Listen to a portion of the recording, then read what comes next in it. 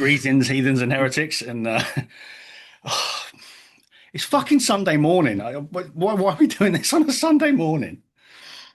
Well, because it's got to be done at some point, hasn't it? And Yeah, well, it's I pulled myself out of church for this, obviously. So it's I'm and impressed, man. and there's an irony to that, considering that we're reviewing the New Testament album. So Ah, yes, boom. that's yeah. Anyway, how are you, sir? This fine Sunday morning. I'm good. I'm good. I've done so. I've just put. I do this thing like whenever we're reviewing the albums, I tend to just kind of walk around with it in my earbuds, just giving it the repeat listen. But this morning I did the put it on the big speakers, which I tend to do like one sort of listen just before we kick off. So I'm kind of yeah, I'm sort of I've got the New Testament album fresh in my ears at volume. Fucking yeah, Yeah, ready to and go. look, I mean, may as well say off the bat, I'm impressed.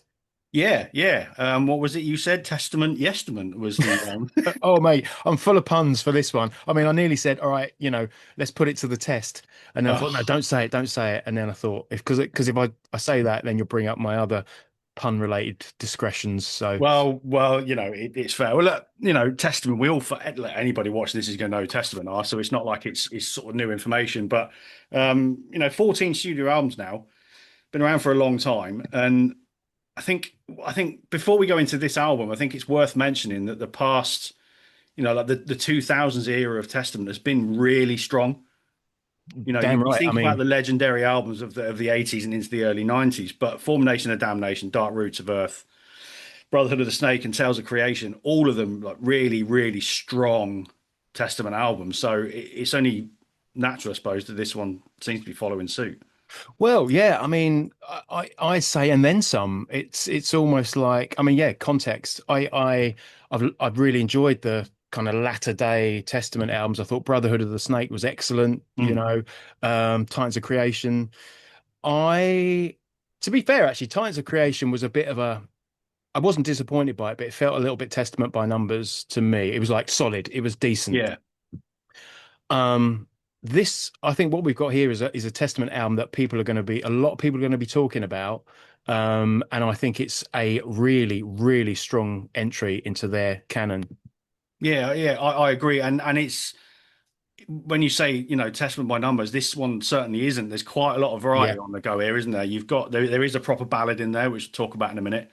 yeah, You've got some real sort of brutal moments, and you've got some real sort of practice what you preach era melodic Testament moments. It's a really, really good mix for a band that are 40 plus years into a career and still making absolute fucking bangers.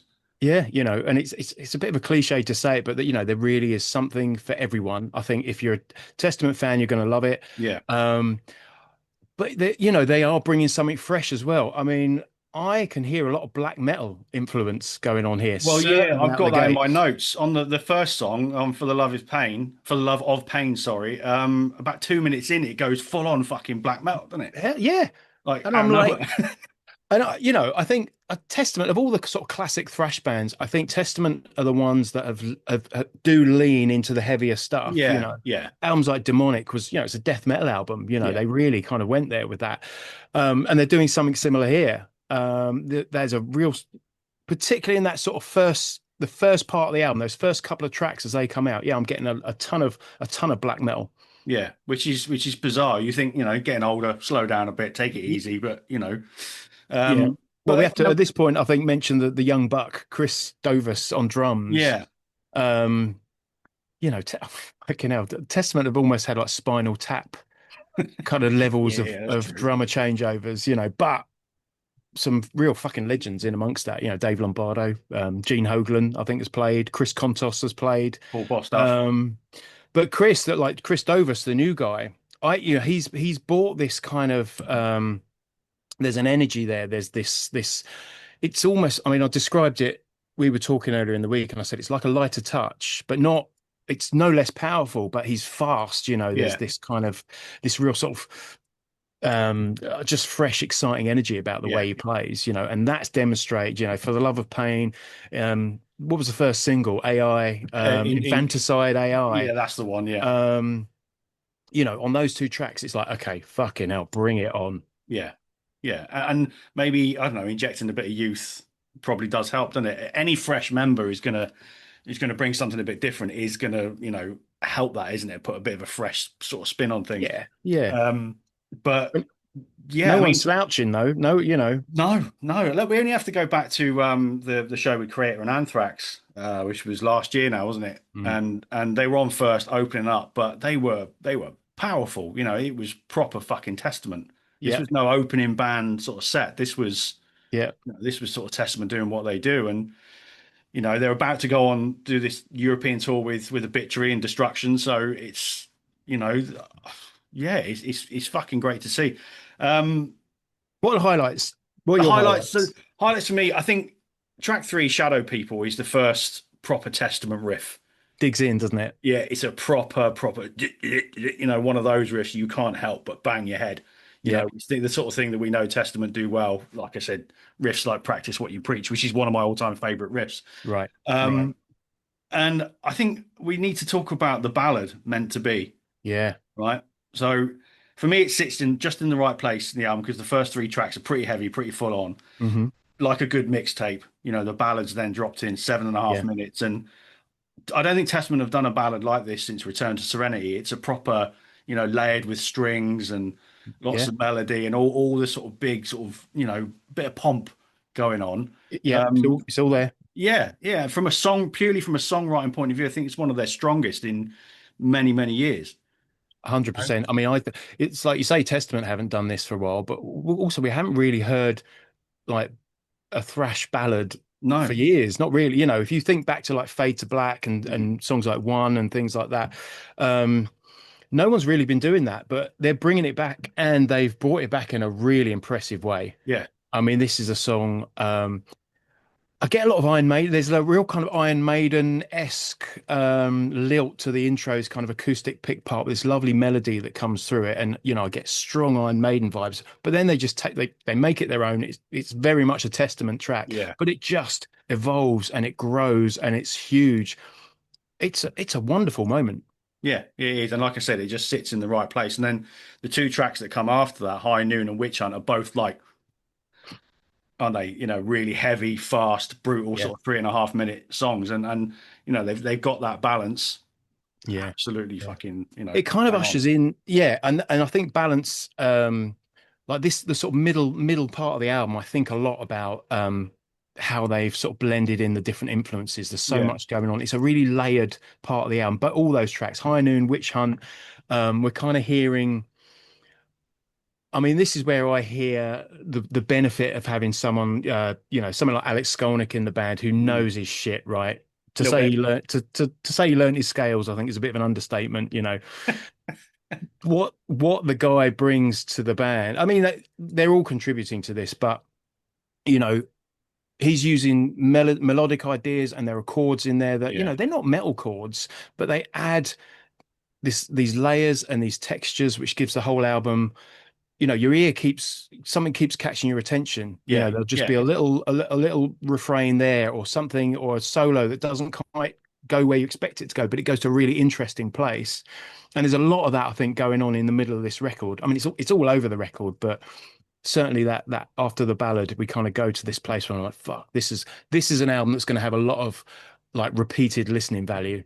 yeah. I think so. And when we get these advanced listens, I tend to do the first listen in my office at work on laptop speakers, right? So it's just kind of in the background at quite a low level.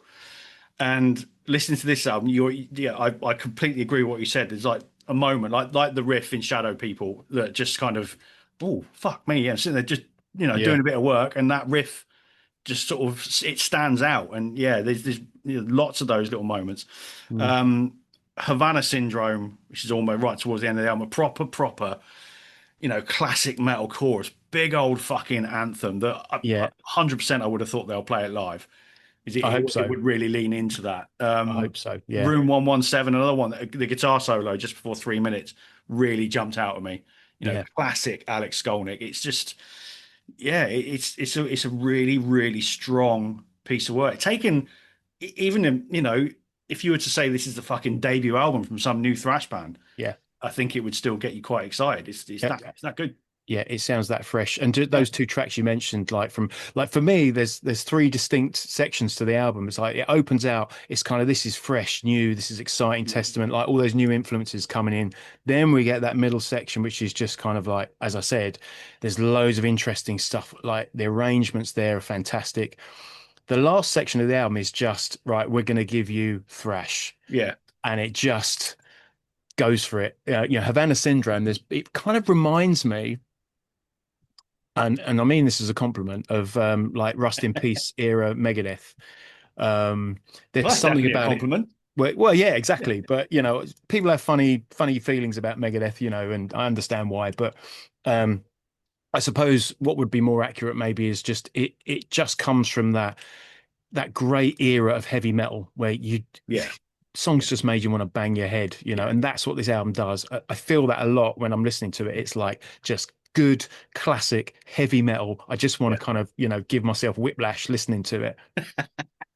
Well, I guess all this poses a bit of a question then. Is what got me thinking about was right. I look back over Testament's back catalogue, and that's what initially made me think about the recent albums and the '90s and obviously the '80s. My favorite Testament album is "Practice What You Preach." But have they ever really got the credit they deserve? A lot of people love Testament. They're one of Mhm. those bands, a bit like Paradise Lost we talked about a couple of Mhm. weeks ago. Mhm.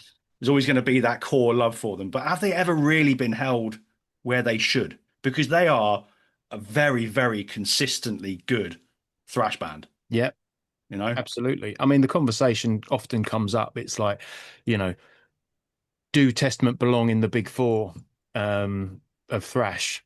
Should it even And be a big four? Should it not be just a big? It should have been a big five from the well, start. this You is know, the debate. But going back to your point about them being so consistent, um, I think there's another way of looking at it with the big four. It's like, obviously that was, for all intents and purposes, that kind of became a bit of a commercial angle for them. yeah, That's yeah, kind of yeah, what was used to just push these bands out there for tours and et cetera, et cetera. But potentially it could have been a bit of a poison chalice too, because, once you reach that level of success, there's pressure to, you know, keep maintain that replicating. level of Yeah, success. yeah, And then you look what happened to all of those bands.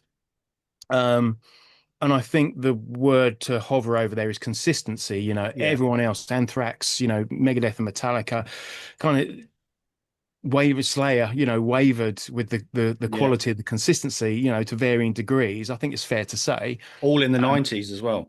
all in the 90s. Whereas Testament, I think perhaps under the radar, Mm, free reign to do their own thing, have just delivered banger after banger after banger. yeah, that's a really fair point. They've just been allowed to just do their own thing. I think so. You know, Yeah. Yeah. And I think and that, that has culminated in what, they've, I can't wait for people to hear this album because it is really strong. yeah, it is. For a band that have been delivering, good albums for a long time, this is a highlight. What was weird for me is I had quite low expectations of it, and I don't know why. You're just Yeah. sitting here talking about this really consistently strong back catalogue, and I went into this thinking, oh, it's a New Testament album, it'll be all right. And I thought, you know what? No, Mm. they are so much more than that. Yeah, I You know? think you could, because they're still putting creativity into it. They're still finding new ways to make it Yeah, interesting. And like you, it's like, and I don't know why this was a surprise, but it kind of was. Put it on. It's like, oh shit. yeah. Oh, And that's always a good you thing as well, isn't it, it? It's always a nice feeling that, isn't it? When yeah, low expectations and it blows you away, kind of thing. yeah. I want to give a shout out to Chuck Billy Yeah, it because sounds strong on he this. sounds strong. He sounds, just good, and his voice is in a healthy place. Yeah, Um, but it's another album. Well, listening to this album, I had a moment of he doesn't get enough credit, I think, as a vocalist no, because the diversity in his delivery, he can do it all. yeah, He you can can. do that solid, like Hetfield kind of rasp. He can take his voice to, he can do the guttural growls. I mean, there was a moment on the opening track where I'm thinking, is that Chuck? Like have they got a guest singer in? Because there's a new angle on his voice that I've not heard. Yeah, and then we go back to the fourth track, Meant to Be, and he's singing Yeah. and he can do it all and he sounds great doing it all. Yeah, it makes you almost makes you feel a little bit warm inside, doesn't it? That Well, yeah, a band have just got this unanimous kind of respect and love, but they've never been where they could have been. But yeah. they clearly still enjoy working together, enjoy making this music. Yes, there's been a few lineup changes, but since Skolnick has come back, Mm, there has been that sort of just consistent sound. I think it's yeah. worth mentioning the production as well, because the last Oh, few albums have been well produced. So Juan Ortega, who's done the last two or three, and you yeah. can tell it's beautifully produced. And I know these days production values are a lot sort of easier to achieve, aren't they? Nice sounding Well, albums, but technology is always there, isn't it? And it's exactly. But just this it's just sounds particularly just sort of pin sharp. The guitar sound is perfect. The yeah, drum sound is yeah, perfect. yeah. Chuck Billy's vocals are in the right place. Everything is just bang on, Yeah, but 100%. not but without sounding clinical and flat. Well, that's it. I think they have hit that holy grail. And interestingly, we spoke about Paradise Lost recently, and I think they've achieved a similar thing on their album. But Yeah, what both those albums have in common, I think, is they sound contemporary. So, the fidelity of them, should we say, yeah, is pin sharp, but they sound like a band playing in a room. You can hear mm, the air in the studio. Um, so it's I don't want to say it's like there's a good old school sound there, because it's not. It doesn't sound old school, but it just sounds like a band, yeah, you know. yeah, yeah. And yeah, You hear people like Henry Rollins always has always spoken about that, hasn't he? Like getting a band in a room and recording as a band. I think Rollins' band used to do that quite a lot. right. And I think that's not going to be the case for this album. I get that, but it sounds Mhm. like it is. So you can't if there's chemistry, that's that's that's all you really need, isn't it? You got Yeah, that, then you're sort of three-quarters of the way there. So yeah. And I you know, like to think this is all like deliberately thought about. I think they've, mm, it's been 5 years since their last album, and I like to think that they've used that time to get really creative, to really think about how they're going to record these yeah, songs. The arrangement ideas are fantastic. Like I said, there's layers. It's not just okay. Eric Peterson has that guitar sound. Alex Skolnick has that guitar mm, sound, and that's throughout the album. There are different flavors coming in all over the yeah, place. Um, yeah, it's really quite something. yeah, yeah. Yeah, I think that sort of sums up really. That's the point we want to make is that, a band with a consistently good back catalogue have just dropped an absolute fucking banger. So happy days. We're not, I'm not, I don't know about you, not going to the tour that's coming up, but I think they'll obviously going to be playing some of these songs, and they'll come across well. They'll fit well in the set. They'll fit well with their classics. Yeah, Job done kind of thing. So yeah, yeah. yeah. But yeah, yeah. Make sure you all go check it out because it's fucking great, and Testament deserve the love. So yeah, that's that. Testament Parabellum. I didn't look up what that meant. Any ideas? Oh, it's if you want peace, prepare for war, or something like that. My Latin is Beautiful. is shaky, but My Latin is shaky. yeah. Fucking But hell.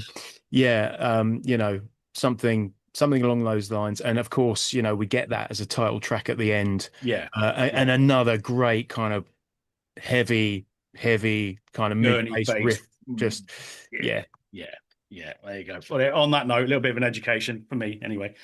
Thanks for watching. Thanks for listening. Make sure you check this album out. It is out on the 17th of October.